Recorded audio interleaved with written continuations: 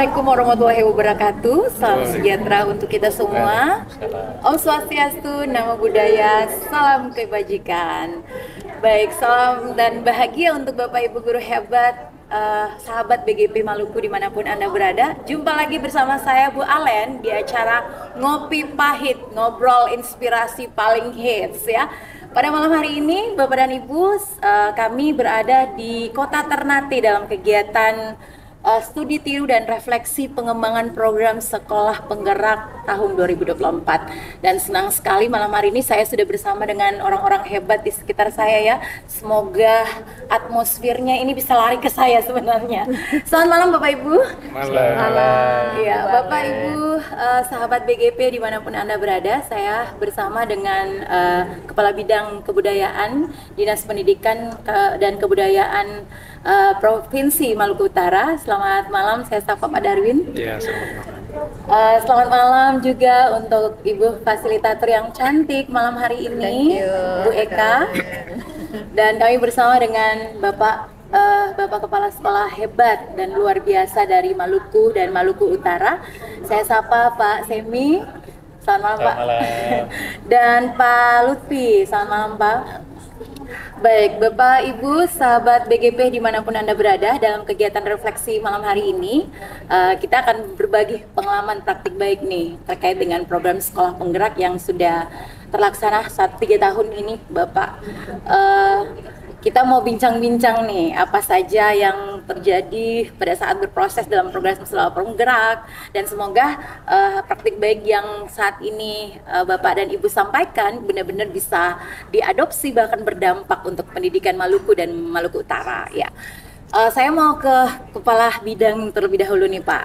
Untuk kegiatan refleksi malam hari ini Pak, apa sebenarnya yang ada di bayangan Bapak ketika program Sekolah Penggerak ini hadir di Kota Ternate sendiri untuk pendidikan di Ternate?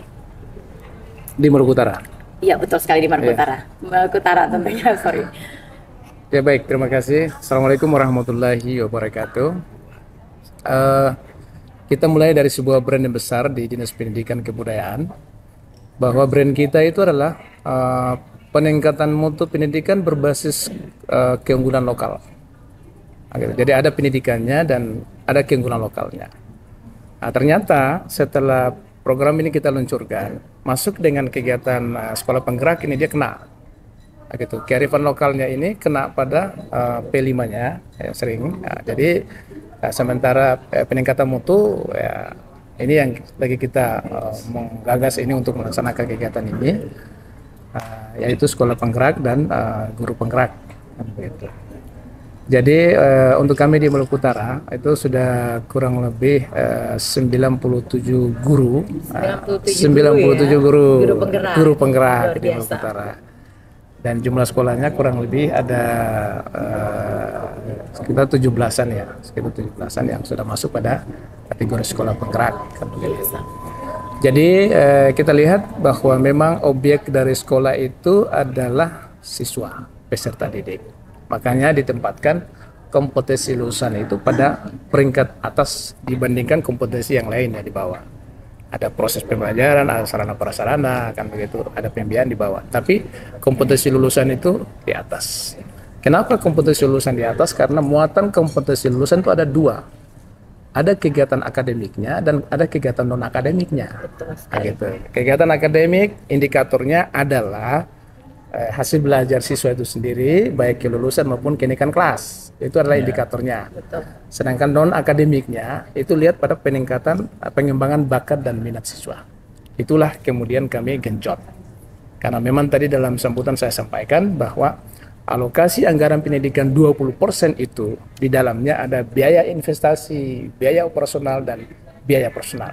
Ini sangat terangkum dengan kegiatan program Merdeka Belajar. Luar biasa sekali ya Pak. Jadi untuk Bapak sendiri sudah terlihat belum dampak dari program Sekolah Penggerak maupun Guru Penggerak ini untuk pendidikan di Maluku Utara?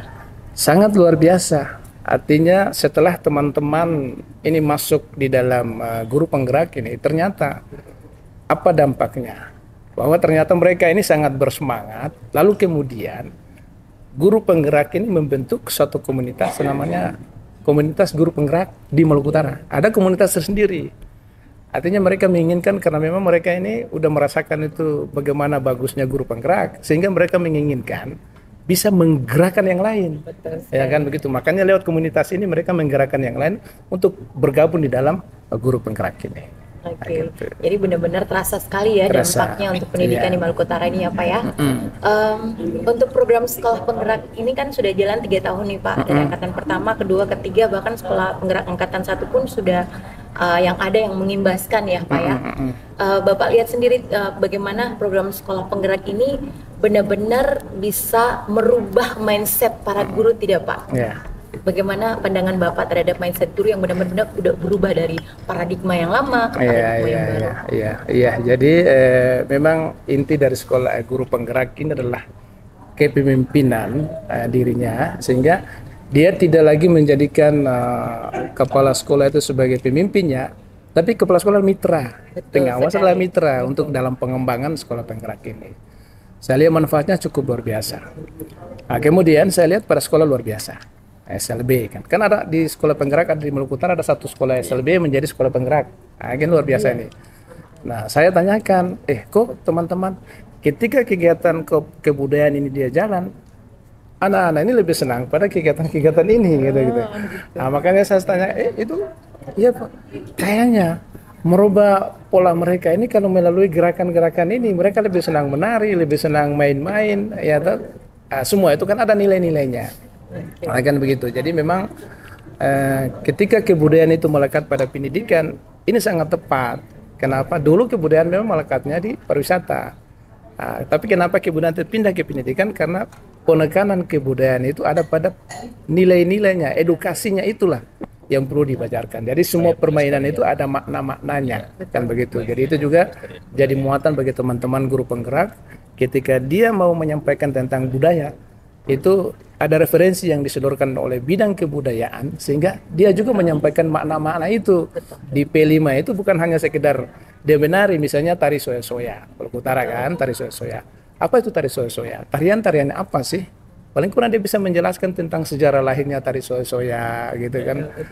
Apa itu yang perlu disampaikan kepada anak-anak sehingga anak-anak juga tahu. Memang kita Maluku Utara dalam rangka pengembangan itu utamanya P5, kita mungkin agak sedikit terlambat, tapi sebaiknya buat daripada tidak sama sekali. Nah, itu tentang Pergub Muatan Lokal. Nah, kita ada ya Pak ya? Iya, Pergub Muatan Lokal ini udah dalam tahapan pembahasan dan sekarang udah di meja Kemendagri. Ya tinggal di ini. Kalau itu udah turun, maka seluruh penetapan warisan budaya kita itu masuk pada materi. Jadi nanti ada 2 materi, ada materi pokok, materi pilihan. Materi pokok itu adalah seluruh warisan budaya benda maupun tak benda. Itu adalah materi wajib dari muatan lokal. Nah, sedangkan materi pilihan sesuai dengan keunggulannya. Misalnya Ternate Tidore keunggulannya apa? Memang dia ini adalah daerah rempah, tapi yang diunggul di sini ternyata budaya. Faktor budaya sangat unggul, akan begitu. Di Kabupaten Halmahera Barat, di sana yang unggul apa? Ternyata yang unggul adalah pertanian. Di Halmahera Selatan ternyata yang unggul adalah perdagangan.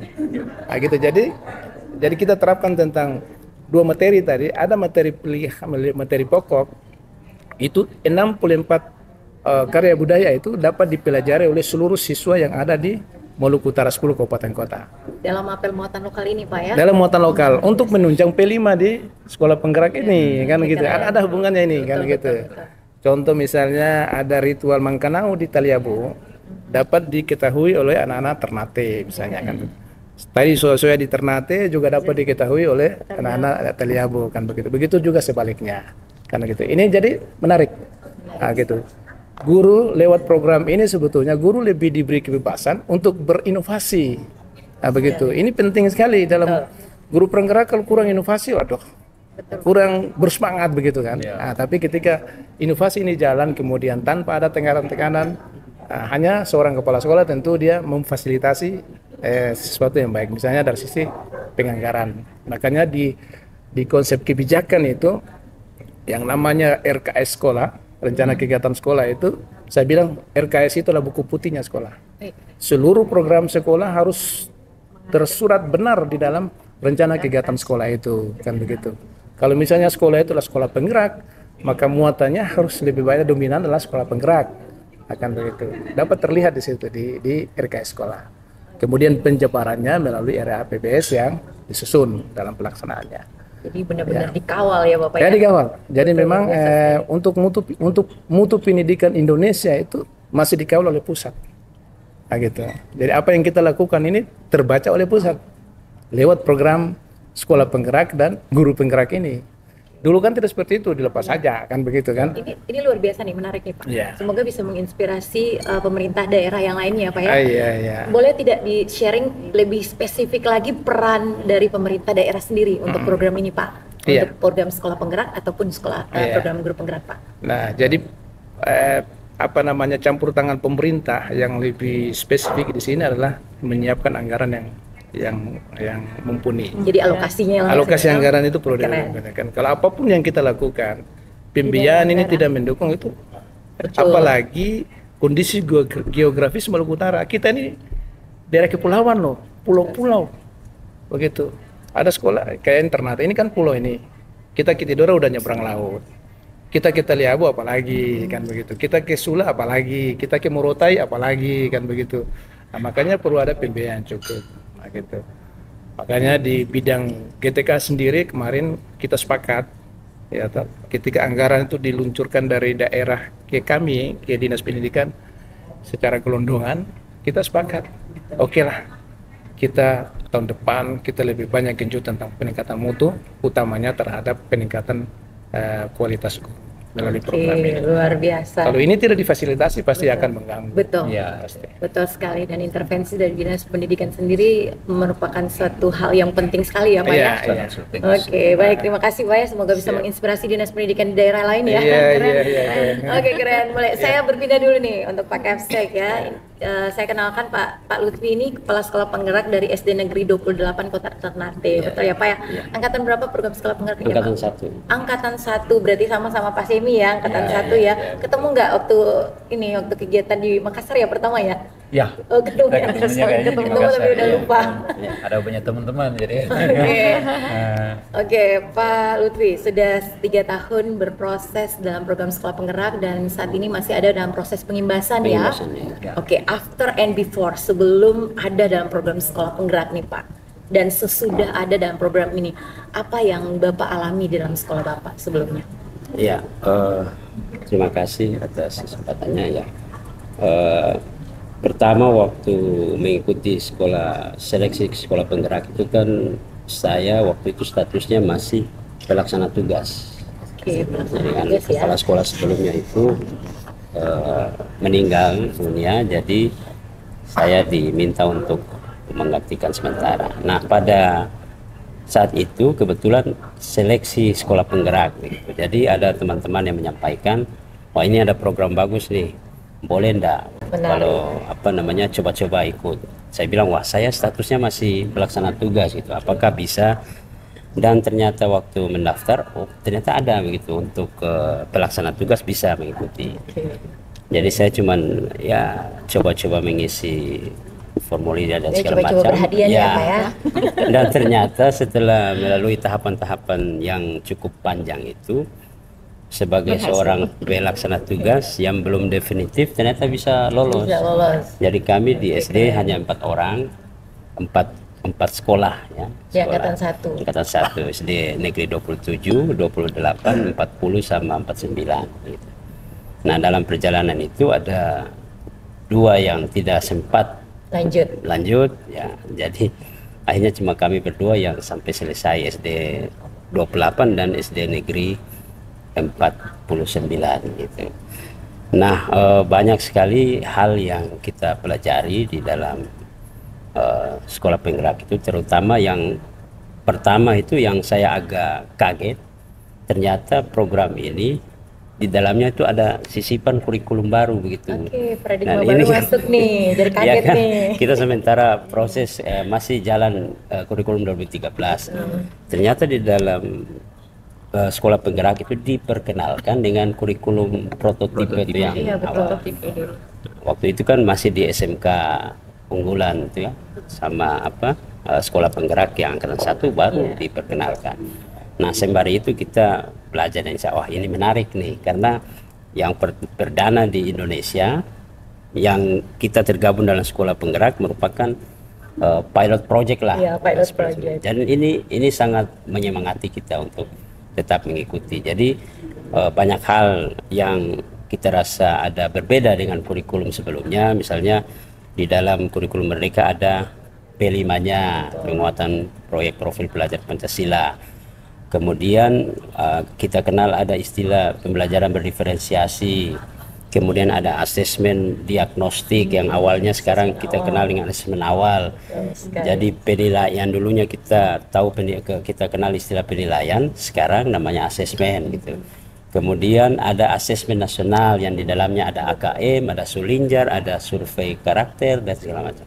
Nah, ini hal-hal yang berbeda dengan kurikulum-kurikulum sebelumnya, dan kita di sekolah penggerak diperkenalkan lebih, saya kira bobotannya lebih banyak dibandingkan dengan non penggerak. Makanya selama berproses 3 tahun ini, yang paling saya sangat yang paling memberikan manfaat besar itu terkait dengan kualitas guru dan kepala sekolah. Jadi memang yang digenjot pertama itu adalah kualitas guru gitu dan kepala sekolah. Makanya diberikan perhatian, setiap bulan ada loka karya, ada coaching dan segala macam. Ini saya kira sangat memberikan manfaat yang besar bagi merubah bagaimana peningkatan kualitas guru dan kepala sekolah. Baik, tadi sempat Bapak bilang ini kan Sekolah Penggerak Angkatan 1 ini kayak pilot project ya? Ya, sebagai sekolah pilot project, apa tantangan terbesar Bapak yang Bapak alami saat itu, Pak? Ya, tantangannya karena ini semua hal baru gitu. Dan kita, kadang-kadang saya juga berpikir, kita seperti kelinci percobaan. Ya, pernah terpikirkan seperti ya, itu pernah ya? karena contoh misalnya, waktu itu kita masih pertama diperkenalkan RPP bertransformasi ke modul ajar. Nah, ini kan semua maksudnya hal baru. Iya, betul sekali. Kemudian komponennya kan beda. Kalau RPP sudah jelas. Komponennya itu ada dalam peraturan BNT, dan guru buat RPP harus dia harus berdasarkan permen tersebut gitu. Nah, sementara kalau modul ajar ini kan tidak ada aturan baku yang mengatur. Tidak ada aturan yang mengatur, regulasi yang mengatur bahwa ini loh komponen modul ajar yang harus menjadi kiblat bagi guru untuk membuatnya. Dan kemudian komponennya itu banyak sekali. Tentunya ini menjadi tantangan bagi teman-teman. Jadi awalnya itu kita agak kesulitan gitu terkait modul ajar. Makanya disampaikan bikin saja modul itu, maksudnya silakan Bapak Ibu kembangkan sesuai dengan ini dan ini rambu-rambu. Jadi akhirnya keluar dari tantangan itu ya Pak? Ya, dan itu menjadi tantangan. Jadi kita sendiri dengan diskusi dengan teman-teman sesama sekolah penggerak, sesama guru-guru untuk bagaimana merancang modul ajar waktu itu. Dan itu tantangan luar biasa. Oke, luar biasa ya Pak ya. Dan ini Bapak Ibu, kita sudah bersama juga selain Pak Lutfi, saya perkenalkan dulu, di samping saya ini ada Pak Kepala Sekolah Hebat Kepsek SMA Negeri 5 Tual yang kami bawa dari Maluku. Tujuannya untuk berbagi praktik baik yang Pak Kepsek sudah lakukan nih di SMA Negeri 5 Tual. Dan untuk Bapak Ibu, sahabat BGP dimanapun Anda berada, perlu Bapak Ibu ketahui Pak Semi ini yang saya sapa yang lebih akrab ya. Beliau baru saya lulus sebagai Kepala Sekolah Indonesia Luar Negeri untuk Singapura. Luar biasa ini Pak Semi ya. Dan kebetulan dari BGP mau bawa Pak Semi nih berbagi kepada kepala sekolah, kemudian kepada guru-gurunya yang ada di Maluku Utara ini. Pak Sem, 3 tahun berproses dalam sekolah penggerak dan akhirnya lewat prestasi Bapak masuk nih sebagai kepala sekolah yang terpilih sebagai satu-satunya perwakilan dari Provinsi Maluku untuk mewakili Indonesia sebagai kepala sekolah di Singapura. Bagaimana perasaan Bapak dulu, saya tanya Pak? Pertama saya bersyukur dan juga berterima kasih pencapaian yang saya peroleh. Kalian ini juga merupakan bagian dari inspirasi, hasil diskusi, berbagi dengan teman-teman yang kemudian memberikan saya ide. Tentunya dengan ruang sebagai sekolah penggerak. Betul, yang tidak terlepas dari ini ya, program sekolah penggerak tentunya ya. Program sekolah penggerak yang memberikan saya sebagai pemimpin pembelajaran di sekolah keleluasaan dan kemerdekaan untuk berkreasi, mendesain program yang mengakselerasi transformasi pendidikan di sekolah kami. Nah, ini didukung juga dengan program guru penggerak. Jadi akselerasi transformasi sekolah yang diharapkan kementerian dari ada 4 level ya. Jadi dari level 1 harapannya dari 3 tahun kita kejar ketertinggalan learning loss akibat dari pandemi bisa naik sampai ke level 4, di mana di situ ada perencanaan berbasis data, kemudian budaya refleksi berkembang di sekolah. Kemudian perundungan sudah tidak lagi terjadi karena lingkungan sekolah kita itu sudah aman dan kondusif. Kemudian juga penguatan kapasitas guru yang terus dikembangkan. Nah, jadi kultur dan program kurikulum merdeka dengan konsep program sekolah penggerak ini betul-betul memberi ruang bukan cuma kepada saya tapi juga kepada guru-guru dan siswa untuk mengembangkan segala potensi mereka. Jadi saya bersyukur di samping saya sebagai kepala sekolah bisa mencapai prestasi tingkat nasional. Teman-teman guru saya di sekolah juga akhirnya terdorong karena dia lihat capseknya. Di tahun pertama 2020 kita mulai, 2021 itu saya jadi finalis nasional. Betul. Keren. Untuk aplikasi sigapnya itu ya? Belum. Itu monitoring absensi digital. Oh iya betul. Berbasis QR. Itu masuk finalis saja. Betul, finalis. Nanti di tahun nasional keduanya ya? Baru Keren. sigap, baru kemudian itu jadi karya terbaik satu di tingkat nasional. Dan ini jadi modal untuk saya semangatin teman-teman guru di sekolah. Alhamdulillah, puji Tuhan bahwa setelah itu kemudian teman-teman guru terinspirasi. Saya juga sebagai kepala sekolah saya berikan terobosan. Teman-teman guru penggerak difasilitasi dengan laptop dan ada insentif untuk mendorong kreativitas mereka. Jadi memang keterampilan manajerial dan kemampuan pengambilan keputusan kepala sekolah itu berpengaruh terhadap tata kelola dan pengembangan sekolahnya, penciptaan iklim kerja yang sehat, yang kondusif, yang transformasional. Tapi gimana, penasaran saya, gimana Bapak cara strategi Bapak merubah mindset guru yang tadi kayak kalau pilot project itu kan banyak guru yang tidak mau out of the box gitu. Ya, ini apa sih kurikulum baru, sudahlah yang lama aja belum paham-paham kayak gitu. Bagaimana cara Bapak merubah mindset guru nih Pak di sekolah Bapak?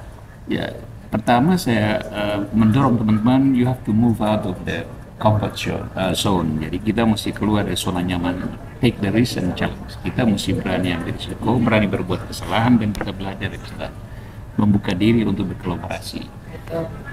Kalau ada yang kurang jelas, ada yang kurang dipahami, tanyakan ke teman. Jadi iklim kerja itu betul-betul kita dorong sehingga kolaborasi antar rekan-rekan guru itu bisa tumbuh. Nah, di sekolah dengan program sekolah penggerak ini kan kita butuh komunitas belajar tuh di sekolah. Nah, jadi akhirnya terciptalah budaya positif di sekolah kita. Jadi setiap seminggu sekali kita lakukan refleksi dan berbagi. Nah, itu memang ruang yang betul sangat menginspirasi. Jadi teman-teman yang saling refleksi bisa saling mengisi dan itu memperkuat ritme kerja. Kemudian juga memberikan kesan positif ke orang tua. Jadi apapun yang kita lakukan, walaupun latar belakang sosial ekonomi orang tua siswa kami ya di SMA 5 itu menengah ke bawah sebenarnya, tapi setiap program yang kita lakukan itu mendapat dukungan yang optimal sekali dari orang tua murid kita. Dan ini hal yang sangat membanggakan saya kira. Pasti tentunya podcast ini nih banyak kepala sekolah yang sedang nonton nih ya. Ya mungkin Bapak bisa berbagi nih tips dan trik biar bisa lulus lah untuk jadi kepala sekolah luar negeri. Mudah-mudahan saya sambil dengar nih. Jadi memang saya sendiri tidak menyangka kalau diundang kementerian untuk mengikuti seleksi calon kepala sekolah Indonesia di luar negeri. Jadi menjadi juara di tingkat nasional untuk kepala sekolah inspiratif, kemudian membuka banyak jalan ya.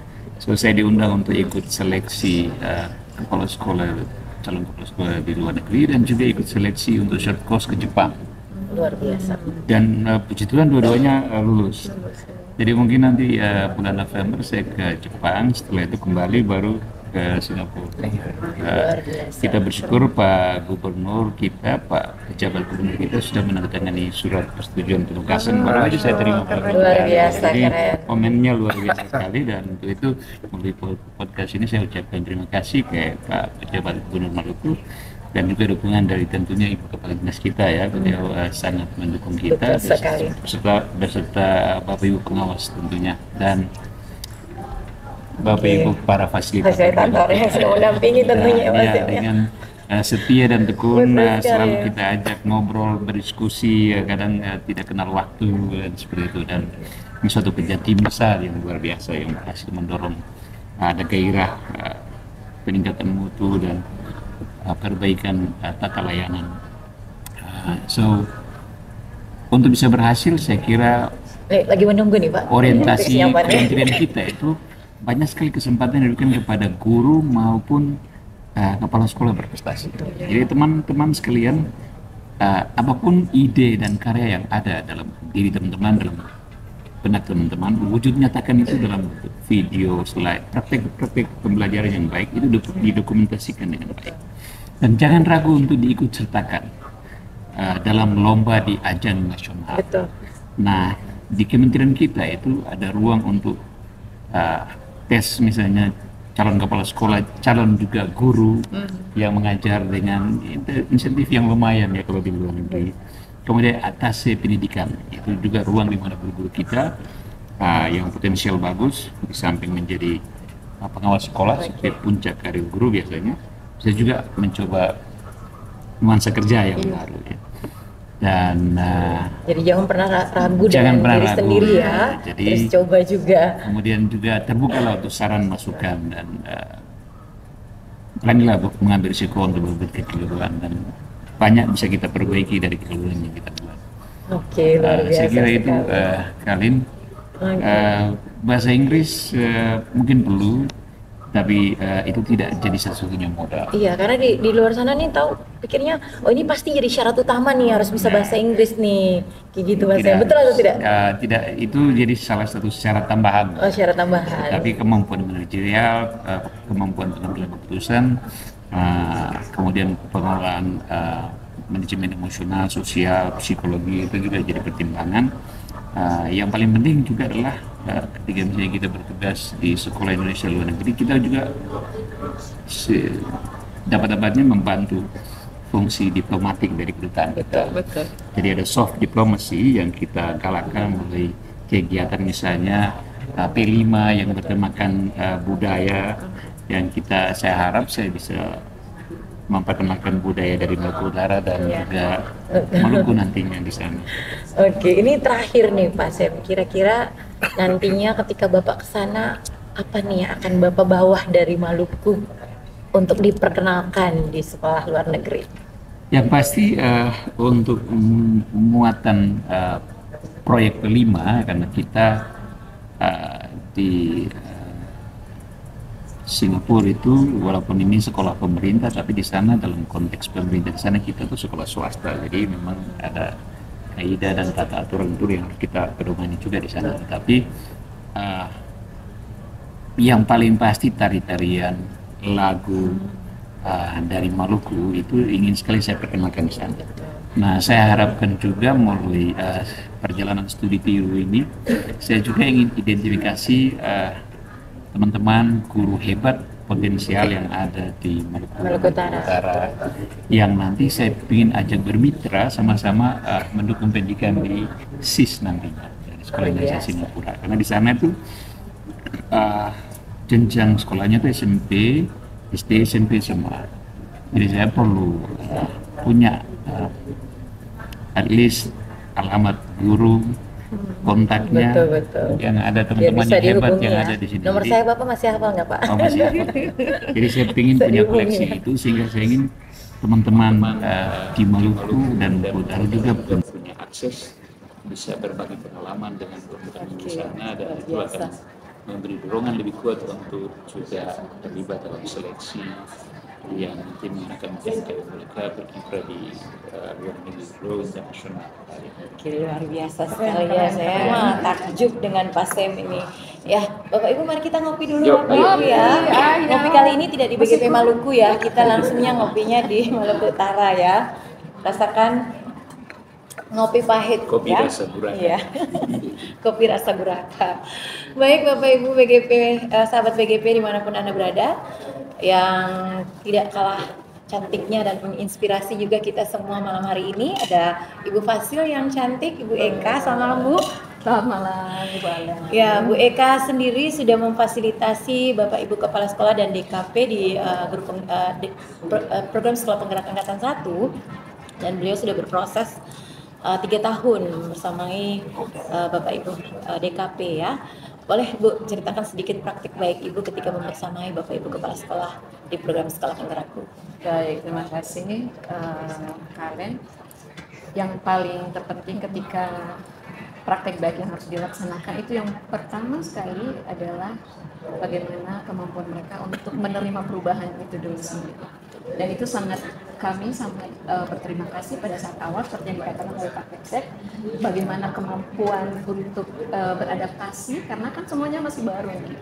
Bagaimana OSP-nya itu jalan, pembelajaran diferensiasi, yang semuanya tuh rata-rata tuh menolak. Betul ya. Ini bikin apa ini? Atau belum ada satu lagi gitu. Apa gitu menolak gitu. Jadi tantangan Ibu di awal seperti itu lagi ya. Iya, apalagi yang sudah agak ini ya. Apa ini? Mereka tidak modal, masih pakai konvensional ya, pakai website ya. Rata-rata semua itu tidak mau. Lagi yang mau pensiun sebenarnya. Iya, yang mau pensiun apalagi dengan ICT berbasis LM. Kemudian kita harus melakukan semua perubahan, mau tidak mau. Tapi pada akhirnya sedikit demi sedikit itu mereka mau. Dan yang paling terpenting itu adalah dilakukan melalui coaching. Jadi pada saat coaching itu, ya. coaching itu benar-benar luar biasa sehingga mereka tuh mampu melakukan perubahan. Kalau misalkan program coaching itu tidak ada, mungkin juga tidak bisa, karena dari coaching itu mereka tahu apa yang harus mereka lakukan. Mereka tahu masalah-masalahnya apa di sekolah, dan mereka sendiri yang memberikan solusi terhadap sekolah-sekolah itu. Dan yang paling terpenting adalah mereka melakukan yang namanya refleksi. Jadi perputaran itu luar biasa. Pembelajaran diferensiasi, mereka juga melakukan seperti itu sampai dengan refleksi dan seterusnya. Nah, yang paling menyenangkan, berkesan dan menyenangkan. selain teman-teman, karena saya dari SD kemudian berpindah-pindah sampai piloting ke SMA. Nah, SMA 4 Maluku Tengah yang memiliki P5 ya, P5 itu kebudayaan kearifan lokal, di mana saat itu kita tahu bahwa budaya-budaya orang Maluku itu sudah semakin tergerus ya, hilang. Salah satu budaya itu adalah bagaimana kita makan di meja makan ya, dengan menggunakan filosofi Ciligari. Itu sudah tidak ada. Betul. Karena teknologi hampir tidak ada lagi sih. ya, teknologi semuanya tuh makannya tuh pakai Grab dan sebagainya. GoFood. Iya, GoFood misalkan seperti itu, kemudian tidak ada lagi budaya di atas meja, berkurang ya. Kemudian banyak hal-hal yang menyebabkan ya kita katakan bullying masih terjadi dan sebagainya. Kemudian itu materi-materi ini yang memang mereka berikan oleh sekolah SMA. Dan itu sangat baik sekali. Budaya itu diperlihatkan kepada orang tua, diperkenalkan juga, sehingga pada akhirnya itu bisa menjadi satu makan lokal yang memang baik sekali dalam P5. Oke, luar biasa budaya ya. makan ciri garam karena itu kan sudah ada sedikit hilang.